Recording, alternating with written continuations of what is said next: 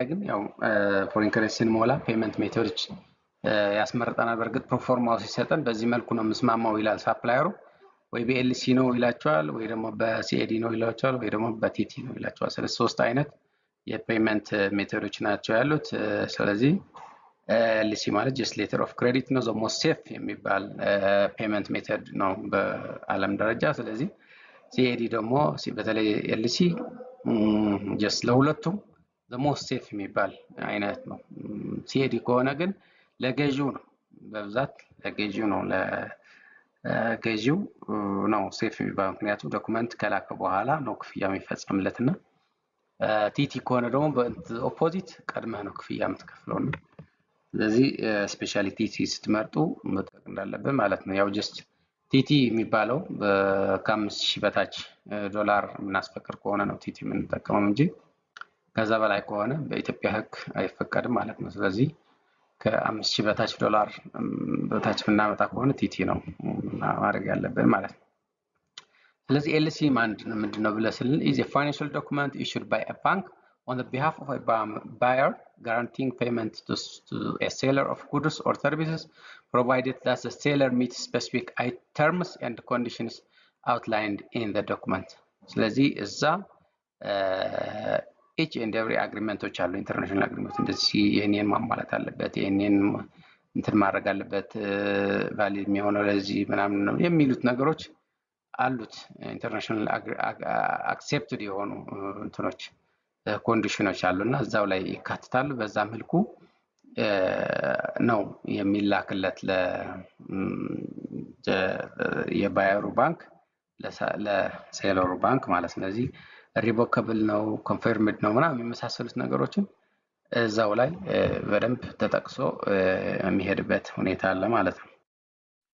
ስለዚህ ያው ዘሞ ሴፍ እንዳልኳችሁ ኤልሲ ሴፍ ነው ለሁለቱም ማለት ነው። ሲኤዲ ስናይ ሲኤዲ ለገዢው አካል በጣም ሴፍ ነው ምክንያቱም ዶክመንትም እቃም ልኮ ነው ክፍያ ሴትል የምታደርግለትና the seller retains control of the goods until the buyer pays ያው እቃዎቹ ኮንትሮል ያደርጋቸዋል ይቆጣጠራቸዋል እስከሚከፍል ዶክመንት ግን ይልክላል። Payment is made at the time of the document transfer ensuring that the buyer cannot access the goods without settling their financial obligation. ስለዚህ ያው ዞሮ እቃውን ልኮ ጉዶቹ ግን እቃዎች እንትን ዶክመንቱ ልኮ እቃው ግን ያው መቆጣጠር በማይችልበት መልኩ ይዞ ነው ዞሮ የሚፈጽምለት። ስለዚህ ሲኤዲ በተለይ ከጅቡቲ ምናምን ሲሆን የሲኤዲ ቢመረጥ የተሻለ ነው። ስለዚህ ቲቲ የሚለው ያው ጀስት ቀድመህ ማስተላለፍ ማለት ነው ብር ይሄ the most risk for buyer በጣም ሪስክ የሚባል አይነት ሜተድ ነው ማለት ነው። ትንሽ ብር ነው በርግጥ። ስለዚህ ከዛ በኋላ ፎሬን ከረንሲ አፕሩቭ ከደረገልን በኋላ በሲስተም ምንድነው የሚቀጥለው ስቴፕ ባንክ ፐርሚት ኦብቴን ማግኘት ማለት ነው። ስለዚህ ፎሬን ከረንሲውን ይጠራና በሲስተም እዛ ያሉት ዳታ በራሱ ፊቸር አድርጎ ያመጣለታል። ከዛ አታችመንት ላይ ነው አንደርቴኪንግ ካስፈለገ ኤልሲ አፕሊኬሽን ካስፈለገ ኢንሹራንስ ላይሰንስ የሬጉላተሪ ቅድመ ፍቃድ ምናምን የመሳሰሉት ዶክመንቶችን አታች ያደርግና ኤልሲውን ሞልቶ በሲስተም እንዲሁ በሲንግል ዊንዶው ይልካል ማለት ነው። ስለ ድሮ ምን ነበረ ፐርሚት ወዲያው ይሰጠው ነበር። በአሁኑ ጊዜ ግን ኤልሲ ላይ ናሽናል ባንክ ህግ አውጥተዋል። ኤልሲ ሲሆን ፐርሚት ዶክመንት ሲመጣ ነው የሚል። ስለዚህ ዶክመንት ሲመጣ ነው ፐርሚት የሚሰጠው ማለት ነው። ጀስት ግን ሳብሚት ታደርገዋለህ። ከዛ ኤልሲ ድራፍቱ ወይ ደግሞ ኤልሲ አፕሩቭድ የሆነ ኤልሲ ስዊፍቱ ነው የሚሰጠው ማለት ነው ለሰፕላየር ትልክልህ። ስለዚህ ሳብሚት ካደረግክ በኋላ ስዊፍት ይሰጣል ማለት ነው። ስዊፍቱ ለሰፕላየሩ ትልክለትና ኮሜንት ካለው ኮሜንት ያደርጋል። ይሄን እንዲስተካከል ይሄን እኔ ማሟላት አልችልም ይላል። በዛ መልኩ ያው የጸደቀ ስዊፍት ደግሞ በአፍተር ኮሜንት የጸደቀ ስዊፍት የሳፕራይል ይላክለታል ማለት ነው። በዚህ መልኩ ጀስት የኤልሲ ፕሮሰስ በዚህ አለቀ ማለት። ከዛ በኋላ ዶክመንት መላክ ነው እቃ መላክ ነው ማለት ነው። ስለዚህ እቃ ትረከባለህ። ዶክመንት ኦሪጂናል ዶክመንቶችን ይመጣል በባንክ ጀስት ባንክ ወደ ባንክ ነው የሚላከው ወደ ገዢው አይላክም ዶክመንት። እዚህ በብዛት በዋነኝነት ጀስት እዛ ኤልሲ ላይ የተጠቀሱ ዶክመንቶችን ተሟልተው ነው የሚመጡት። ኮመርሻል ኢንቮይስ፣ ፓኪንግ ሊስት፣ ኦሪጂን፣ ሰርቲፊኬት ኦፍ ኦሪጂን፣ አዘር ሲኢኪው፣ ጀስት ኳሊቲ ሰርቲፊኬሽንሽ ምናምን ካሉ እነሱ ይመጣል ማለት። ስለዚህ ባንኩ እነዚህ ዶክመንቶችን አኮርዲንግ ቱ ዘ ስዊፍት መሴጅ ቼክ ያደርግና ሁሉም ከተሟሉ ለሰፕላየሩ ለኤክስፖርተሩ ብር ያስተላልፋል ማለት። ካልተሟላ የሆነ የጎደለ ካለ ግን ለገዢው ይሄን የዶክመንት ጎድለዋል፣ ስለዚህ ዲስክሪፓንሲ አለ ይባላል። ስለዚህ ዲስክሪፓንሲ ማለት አኮርዲንግ ቱ ዘ አግሪመንት አልተፈጸመ የሆነ የጎደለ ዶክመንት አለ ማለት ነው። እንዲሁ ለማወቅ ዲስክሪፓንሲ ምናምን ስለሚባል ሳታውቁ ይቆርጡባቸዋል ባንክም እና ስለዚህ እንትን ከሆነ ያው ካላሟላ ጀስት ከሳፕላየሩ ነው የሚቆረጠው ማለት ነው። ስለዚህ በዚህ መልኩ $200 ከሆነ $200፣ $100 ከሆነ $100 ይቆረጣል ማለት ነው። ስለዚህ በዚህ መልኩ ዶክመንት አገኘን። ስለዚህ ቀጣይ ወዴት ነው? ወደ ከስተምስ ነው የምንሄደው ማለት ነው። ስለዚህ ጀስት ፍራይት ፕሮሰስ አለች በመሀል ይቅርታ። ፍራይት ፕሮሰስ ማለት ቢል ኦፍ ሎዲንግ ይዘን በመልቲ ሞዳል ከሆነ በተለይ በሺፒንግ ላይን ያስጫነው ጭነት ከሆነ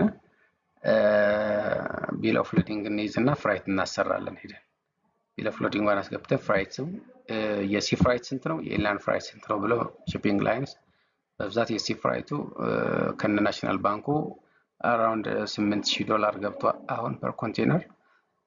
ለኢንላንድ ደግሞ 300,000 አካባቢ 270,000 እንደዛ አካባቢ ነው። ስለዚህ ይሄን ለየብቻው እናሰራለን። የሲ ፍራይቱ በዶላር ነው የምንከፍለው፣ የኢንላንዱ ደግሞ በብር ነው የምንከፍለው። ስለዚህ ይሄን አሰርተን ወደ ባንክ እንሄድና ባንክ ከከፈለ በኋላ በሲፒኦ መልኩ ይዘን እንትን እንላለን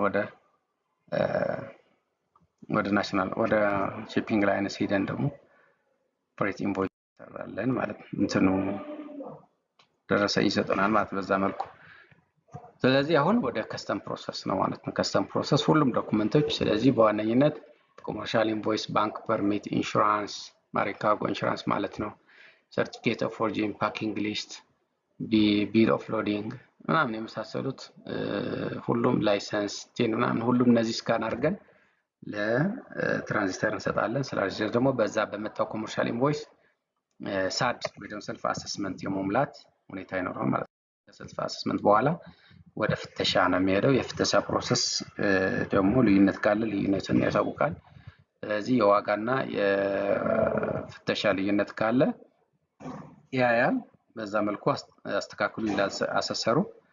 ስለዚህ ቀጣይ ስለዚህ ልዩነት ካለ መልሶ ለትራንስፈሩ በሲስተም በከስተም ማኔጅመንት ሲስተም የሚባለው ይሄ የዋጋም የፍተሻም ሪዛልት ልዩነት አለ። ስለዚህ በዚህ መልኩ አሜንድመንት ስራ አስተካክል አክሴፕት ካደረገው በዛ አሜንድ አድርጎ ይልካል። ክርክር ካለው ደግሞ ቅሬታ ያቀርባል።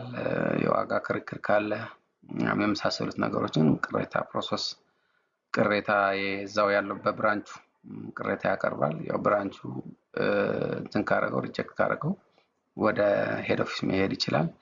የሄድ ኦፊስም አክሴፕት ካላረገ ጀስት 100% ከፍሎ ወደ እንትን መቅረብ ይችላል ማለት ወደ ግብር ይግባኝ የሚባለው ተቋም ማለት ነው። ስለዚህ የከስተም እቃ ኢምፖርት ፕሮሰስ እስከ እቃ ማስለቀቅ ያለው ነገር ያው አግሪ ካረገ ዋጋው ጀስት የዲማሬጅ እና የስቶሬጅ ከፍሎ እቃው ማስለቀቅ ነው ማለት ነው። ስለዚህ በዚህ መልኩ የከስተም ፕሮሰስ ከሀስከፈ የኢምፖርት ፕሮሰስ ከሀስከፈ እስከ እቃ ማስለቀቅ ድረስ ያለውን ፕሮሰስ ይሄን ይመስላል። ከስተም ዲዩቲ ካልኩሌሽን ደግሞ በቀጣይ ቪዲዮ ሰራላችኋለሁ። አመሰግናለሁ። ጥያቄ ካላችሁ ኮሜንት ላይ ማስቀመጥ ትችላላችሁ። ያው ዛሬ እኔ የማውቀውን ላይ ሼር ለማድረግ ነው። አመሰግናለሁ። ላይክ፣ ሼር፣ ሰብስክራይብ ማድረግ አትርሱ። ታንክ ዩ